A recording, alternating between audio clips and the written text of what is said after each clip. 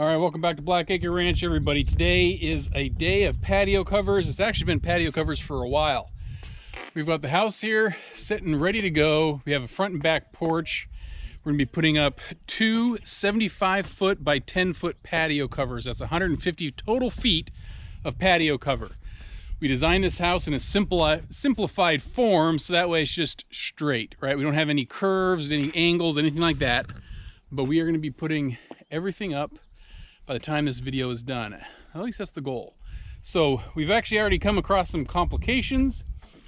We did the front house. If you can see through the windows, you may not be able to see it, but we did the front part of the garage or porch, and half the videos are gone. So I don't know whatever happened to them. I don't know if the GoPro even recorded them or not. So we're gonna kind of go back and forth a little bit.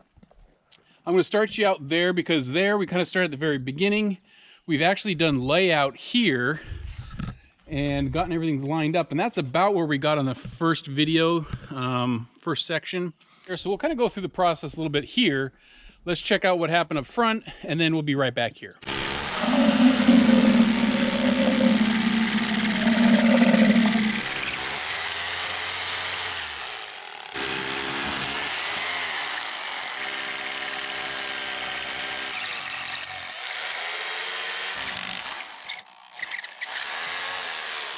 Okay, we got these things done now. And this is the clean hole. Now, out of some miscommunication with the concrete guy, when I say a patio cover I was putting in, he didn't realize I was putting in a patio cover. And so he did not actually put a footer on the outside. So these are like 3.5 to 4 inches deep. That doesn't thrill me a lot, but you know, these HDs, I mean, it just, whatever. I'm hoping it's fine. Just something to think about, guys. This bolt HD guy at Home Depot was $15 and some change, I think, right? Over at Lowe's it was $5. Like, I do not know how that is 15 bucks at Home Depot. Like, I just can't fathom that. Okay, so shop around a little bit. To me, 15 bucks for a bolt is a little ridiculous. Is that the same one, Grant? Yeah. All right, so this guy is all right, so that's the same guy. It's kind of giving up the ghost here. Just a little bit. He's struggling with all these. These are 5-inch. He's putting in the ledger board here with anchoring it with 5-inch deck screw something. I'll go check what it is. But he's alternating that, and he's gonna go to the front side here and all the back. By the time he's done, he'll probably put in about 100 and something of them. So, you know, it's just the way it is, and the tools will last however long the tools last. But we have an extra one over here just in case. Go figure, it's the old one. So just in case. But kind of bums me out that that's the newer package one, and that's the one that's kind of going. It just, after you drill it in, it doesn't want to start back up and do anything. He has to take the battery out, put it back in, and then it will drill in. So it's kind of odd. All right. We're gonna get some of these things in, anchor them down, and get moving. What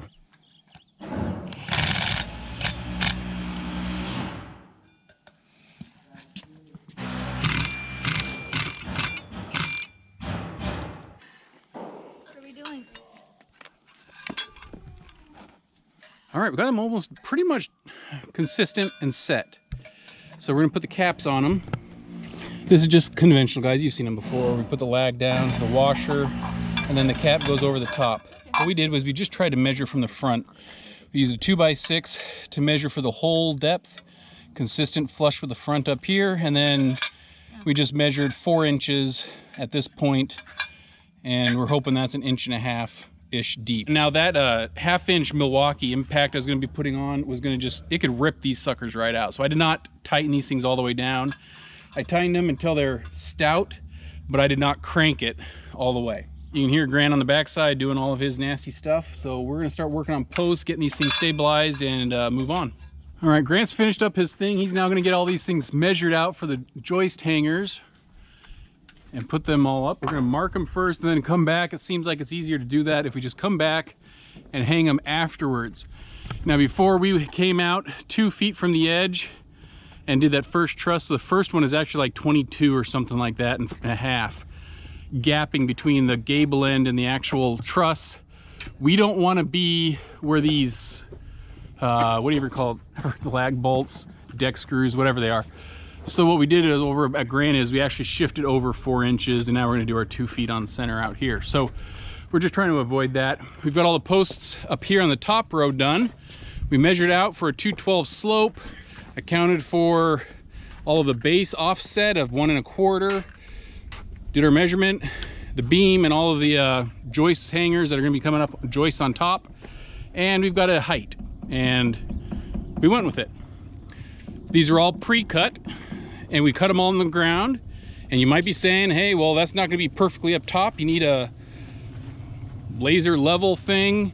And you're right, it may not be perfectly level, but I can guarantee it's probably going to be within 1/8 of an inch. All right, so we're going to get these things stood up. We're going to try and brace them in the upright position, get some beams maybe up on them, and, you know, kind of keep working our way down. We'll see how long this takes. All right, Grant's up top. He's doing all these ledger markings. He's spacing them out. Doing a good job. He did the front side before, so we thought he did a good enough job. He can come back and do the back side too. All the ledgers are in with their ledger lock. That's the word I forgot. This is what they look like. They're 5-inch long ledger lock. So you guys are pretty beastly. Anyway, we put all those in, and we had somebody on the inside making sure that they actually went into the truss. Layout. We have gone through different numbers of layout here, and when you're doing your patio cover, you kind of got to figure out where you want your posts. And we've tried 10-foot spacing, 8-foot spacing, 12-foot spacing. I even started entertaining, do we do this out of steel or whatnot? First thing I will say about all of this is, oh my gosh, do your patio concrete and just do it. I wasn't going to do that originally, and that was kind of dumb. But man, it's so much easier once you just get your concrete in. So we should have done that earlier. I'm glad we did it.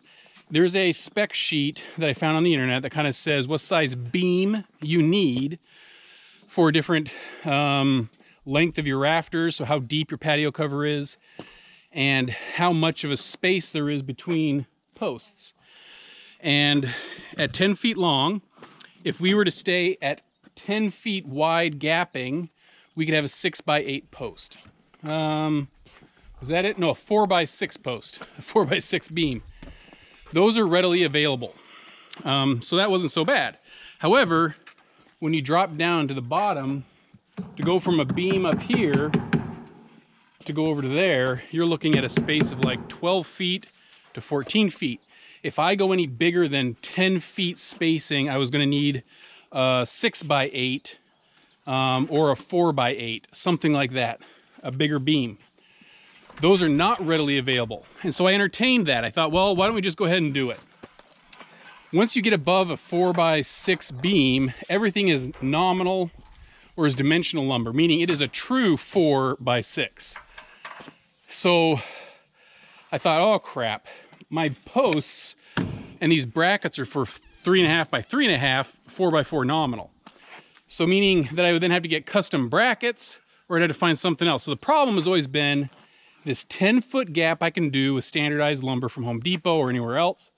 But once I get up the next bigger size, if I go to 12-foot beam, I'm now dealing with nominal versus dimensional lumber and all the gappings that go along with that, okay? The custom ordering of wood, the delays, all just, anyway. So we just decided to go back to 10 feet. And 10 feet works really well, except I did not want to have a post and a post because I think that looks really dumb here, right? I mean, it's just this 4-foot section right there. And I thought that looked kind of corny and cheesy. So this is how we're remedying that. You know what Clark was just doing right there? He was just sitting down, and that is like actually a nice seat. Have a seat, dog. When you sit down, we decided, hey, what if we just gave ourselves about a 20-inch back. We're gonna put a railing across here anyway. We have a door to the upper level here. This is for the mud room, so that should just be junk. But when you have mud, you can sit down, take your shoes off, walk in, and put them in a bucket of some sort. This is only gonna be so big in here, and so instead of having seating up here and try to take some room away from that, we can have freezers, fridges, all sorts of stuff. and not have to worry about it if we make this a seat. So we did this up front, and we decided what we're gonna do is right next to Bug, that post, that will be a post. We'll then have railing go towards the house, define the seat, and then down here, this is the feet area. So we'll have railing up here to here. That means it's just a nice cozy little defined seat. It feels like it has purpose, and it isn't just some random post kind of in the middle and blah, blah, blah. So we went ahead and made sure we're all straight across here. We're gonna get some boards up, I guess you could say, the posts. We're gonna cut them. We're gonna use the same measurements as before. We're gonna cut all of our posts, get them up, and then we'll worry about the beams. Let's get on that.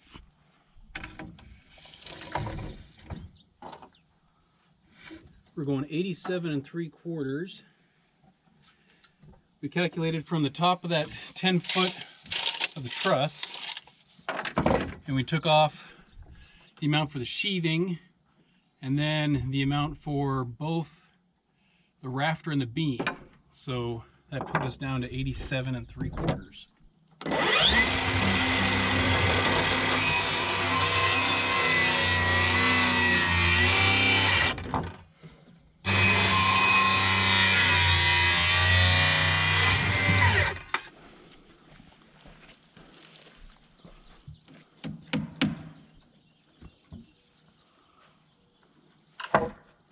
Looking good, Grant, looking good. So Grant was using my blue handled hammer and I swapped him. This is more metal. I think it's heavier. All right, so I've delegated to Charlotte to get the rest of those boards done. While she's doing that, we're gonna start putting in some of these posts. And it's really just put them up and nail them down, guys.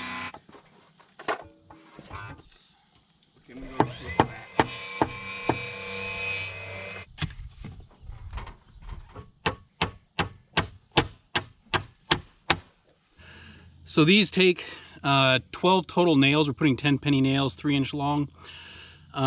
We could, in those two big holes, put bracket, or what do you call them, bolts. I just don't trust myself actually putting bolts through and still getting them straight. So we're just doing the nail route. We're gonna get the rest of these done. My wife is now on to the 12-foot boards. I have the measure for the front. We need to add the step height. And I don't know if this is the same height as the front. So that's like 15 1/8. So I'm going to add that to 87 3/4. 87 3/4 and see what we get. 102.875. So that's 102 7/8. That's a skinny 103.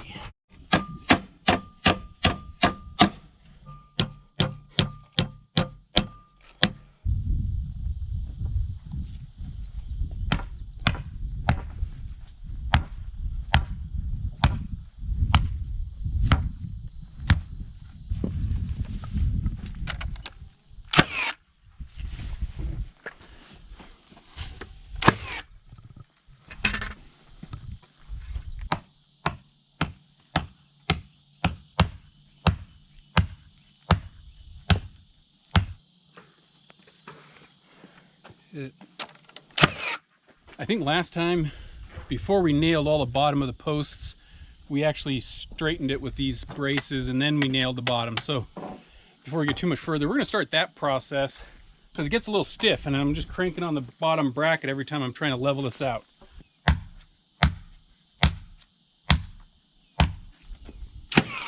Okay, hit it.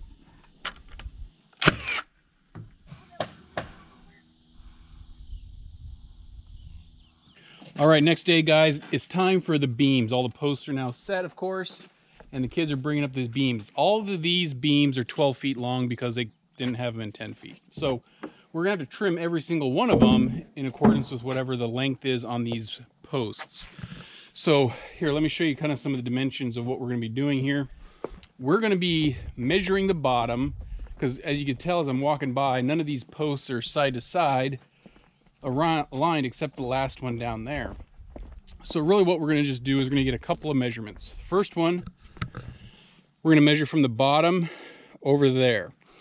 And we're just going to measure it from the outside to this side of that one. That'll give us the actual distance at the bottom. We're going to mark that on the boards to give us a center line, okay?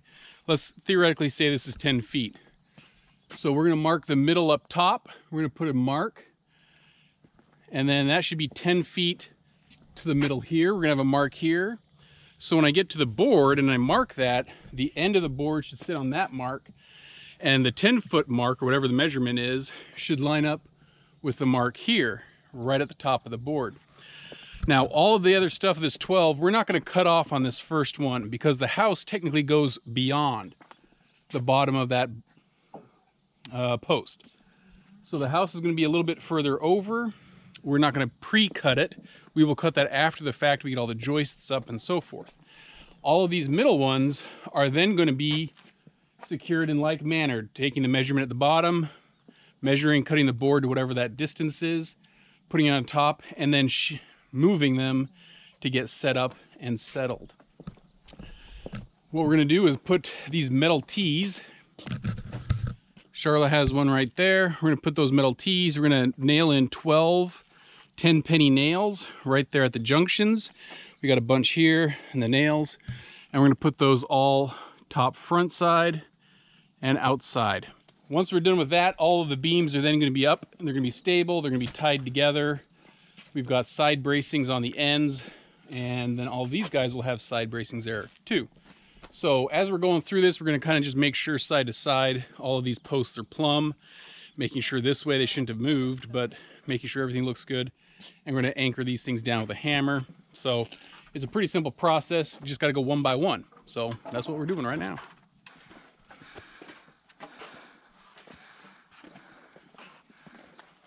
Come on, dog. Wait, bring down. Let's rotate it. Rotate. There you go. All right. You need to come to me. Like that. Okay, barely on. All of the post needs to be moved. About halfway now.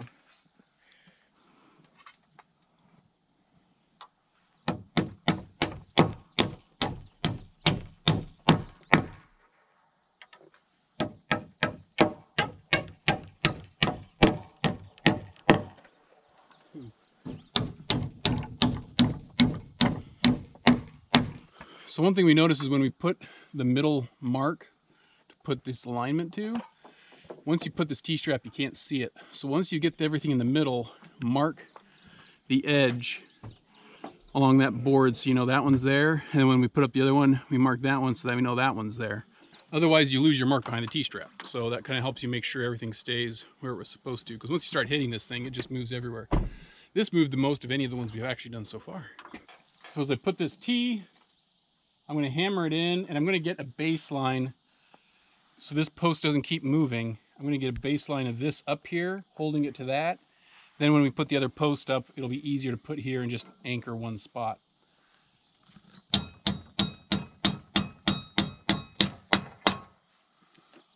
And we are now a finger's width off. Right there.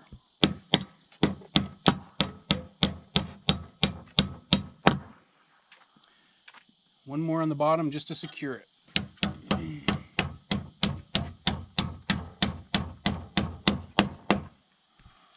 There. Now this guy's not moving. While I'm doing this, Charlotte's getting the tape measure going on the bottom. She is 119 1/4.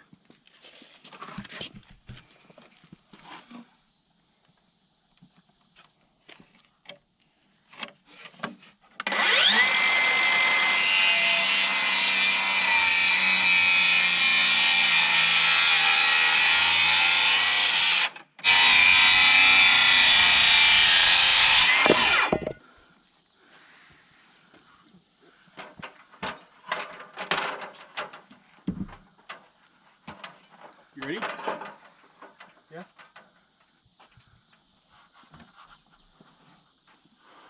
You? It's pretty good, actually. Yeah. All right, we've got all of these done on this side. We still have this T-straps to put on the back side. But for the most part, we've just been rinsing and repeating. And now we got the last one. My arm's dead, so Charlotte's going to go up there and hit this last one set up in there. We'd already braced the sides. This one's already pretty plumb. Pumpkin's gonna grab the level just to verify. But everything should still be pretty good. And in fact, because this is bowed, we're just gonna give it a good lean and probably give it, does that work? A little more.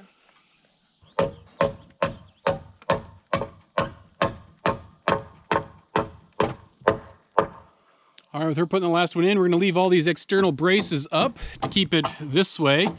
Everything should be good this way just from these straps, and also the fact that they're all tied down to each corner, one over there and one over where Charlotte's at right now. So this thing shouldn't be moving anywhere that we don't want it to. Next up is the joists. Since we've been gone, this is the one beam that decided to sag in the middle.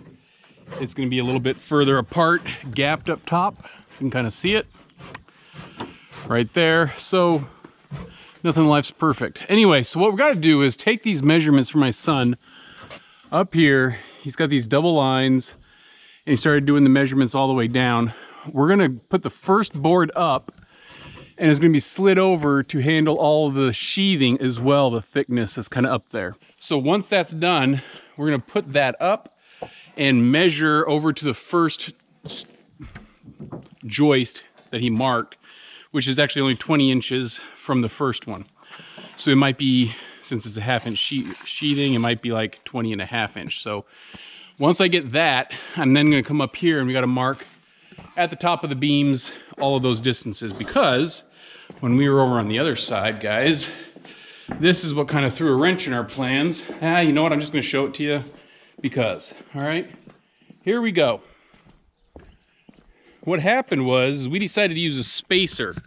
So we put a block, we put one joist up, we put a block, butted up against it, kind of nailed it in, and so forth. Well, in process of doing that, it wasn't always caught that there was gaps forming between the joist you're putting up and the block that it was on.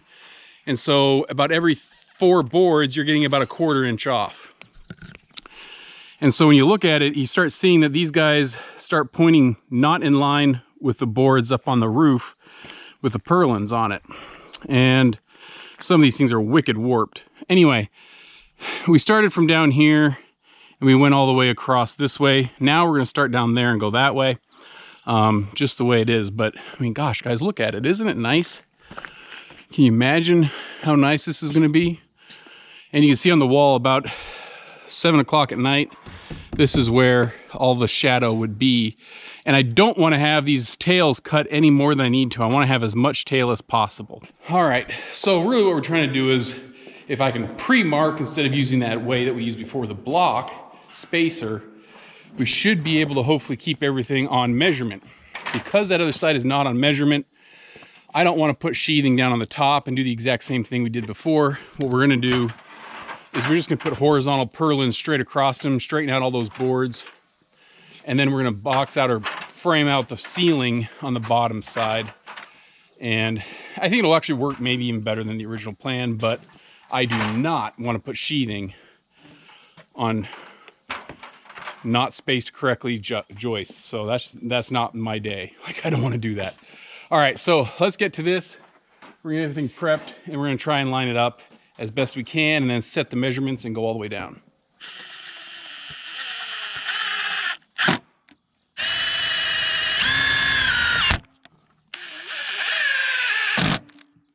So I've measured over from the outside of this post to the edge of the concrete is 7 inches. Back over here we have that tin ledge, which is 1.5 inches, but my sheathing comes back in another 1/2. So instead of 7 minus the 1/2, we're at 6.5 inches. So I'm going to measure 6.5 inches, and we're probably going to put a board up and probably not exactly follow that, but we're going to be 6.5 inches. You know, that's what they say. And that'll be the edge, the outside edge of the patio cover.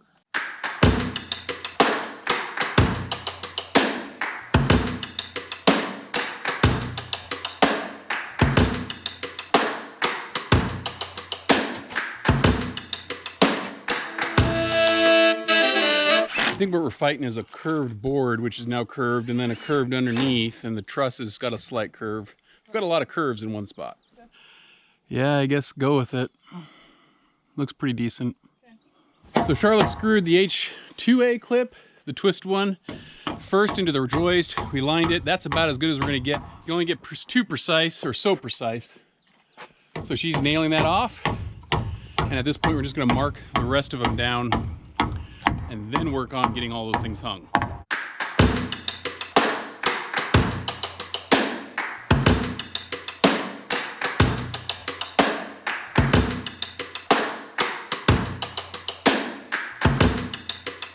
The actual end product, you can see all this stuff is up. Now there's gonna be some tweaks here and there. We've got to get some of the fascia. We've got to figure out how long we want that. I want to leave it as long as possible. Right now it's hanging out about 2, maybe a little over 2 feet, but this is the front side. Let's go check out the back side, which just got done this morning. You saw the time lapse of that. And this is the back side, all the way down. So, looks really, really good. The steel roof hopefully will be coming within a couple weeks, but I got to get the purlins going across the top, have to put the front fascia on. And let's see, anything else? Yeah, I don't know, that's about it. Oh, the gable end trim down at the gable ends to frame out the sides and kind of encase it all in one thing. So we've got that and some miscellaneous odds and ends with some of the extra wood, finishing out, framing out the opening of the garage, so forth. But looks really good. It's nice that it sticks out past the house as far as it does. But gosh, it's taken us a while, guys. Probably, well, not as fast as it could have, but it did take us a while to get this all done. We worked a lot of it at night, so we'd come in, do an hour and a half, 2 hours, have to go put 7 at a time up, that kind of a thing. But framing out is all done. Now we just gotta get the roof and we'll be progressing from there. So we're gonna end it here. Catch you guys later. If you have comments about the patio cover, feel free to drop it off. I will say, if any of you have sheet metal roofing experience, we're going from a 4/12 pitch to a 2.5 12 pitch. And I'm thinking I'm gonna have to put some sort of a flashing between the two, but I have seen times where people will actually just line up the seams and put the seams right over each other and just nail it or screw it down. So I'm thinking flashing is the route. If you have any suggestions or comments, feel free to leave it. But yeah, otherwise we'll try and catch back. It'll probably be when we do roofing, I think. So anyway, catch you till then. Bye.